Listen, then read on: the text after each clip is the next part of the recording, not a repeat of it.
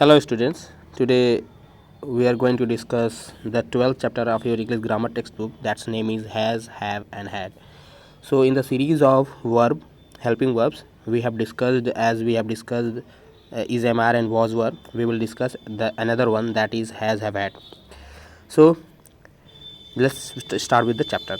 So firstly, there are some sentences given in the beginning of the chapter. That is, so firstly we will read it and then we will understand how these has, have and had are used here. So we studied in class 2. We have a test today. Okay, we have a test. So look at the bolded blue color words. We have a test today. Puneet studies in class 1. He also had his test today. Risita studies in class 3. She had her test yesterday. So now look at the structure of the sentences. So firstly, present and past. Okay, so on the basis of present and past, we have has, have, had. Okay, has, have, had. For future there is nothing. Okay, so we will has, have, had only for present or past. Okay, so for present there are two words, has and haves, has and have, and for past there is only one word, verb, that is had. Okay, so where we will use have and where firstly we will understand where we will use has and where we will use have. Okay, so with if the noun, if the subject of the sentence is in plural form, then we will use have. And if the subject of the sentence is in singular form, then we will use has. Okay, for pronoun, in the case of pronouns, if the subject is pronoun, then we will use have with I and we. I, we, you, they. Okay, I, we, you, they. We will use have with I, we, you and they.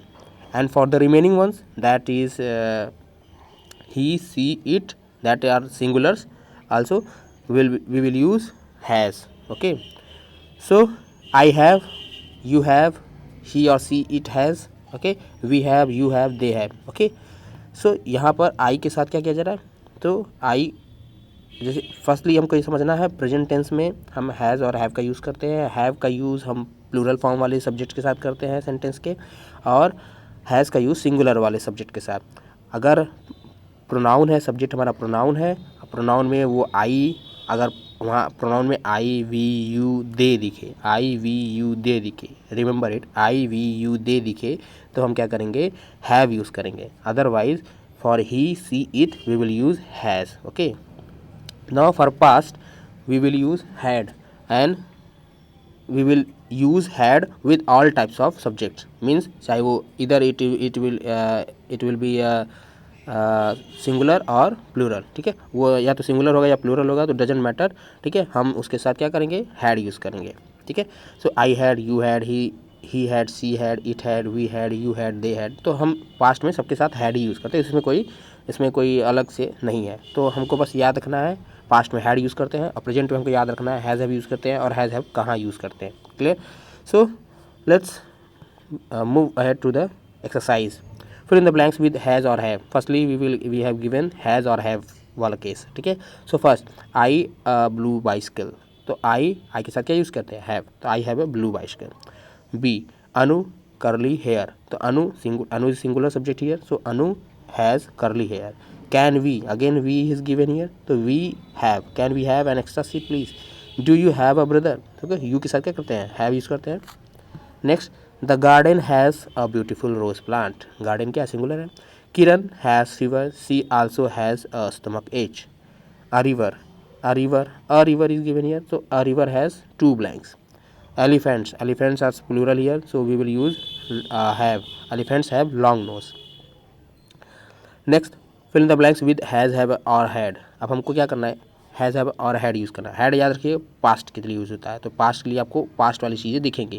जैसे दे अ fight yesterday क्या कर रहा है, ये हमको past बता रहा है, मतलब बीते हुए कल में. तो बीता हुआ कल मतलब बीत चुका है, तो पास्ट हो गया. तो they had a fight yesterday. A swimming pool in our new house. तो we have a swimming pool in our new house. Do लगा हुआ, तो सिंपल सा यहाँ समझ में आ गया है कि प्रेजेंट है, तो do you have a pet, have a dog at home. Last year we, last year दिख रहा है तो यहाँ पे सिंपल से समझ में आ गया, लास्ट लिखा है, लास्ट ईयर मतलब पास्ट हो गया, last year we had a big party. I have a headache, we yesterday we had lunch out yesterday, ठीक है, एस्टरडे दिख रहा है, इस वजह से क्या हो जाएगा, पास्ट हो जाएगा।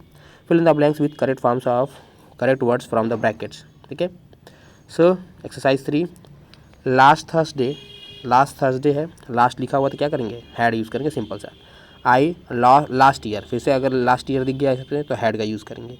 रिया a hobby of collecting stamps, तो Riya has a hobby of collecting stamps. A cow a long tail, तो a cow has a long tail. Old McDonald a farm, old McDonald have a farm, okay. So I hope आपको ये chapter has have had अच्छे से clear हुआ होगा, और कैसे इसको कहाँ यूज़ कर रहे हैं हैज़ हैव हैड का अच्छे से समझिए, उसका प्रैक्टिस करिए, और जो बचे हुए एक्सरसाइज है एक्सरसाइज 4, ठीक है, और रिवीजन एक्सरसाइज उसको आप खुद से करेंगे, ठीक है। So with this we in today session, thank you, bye bye, take care.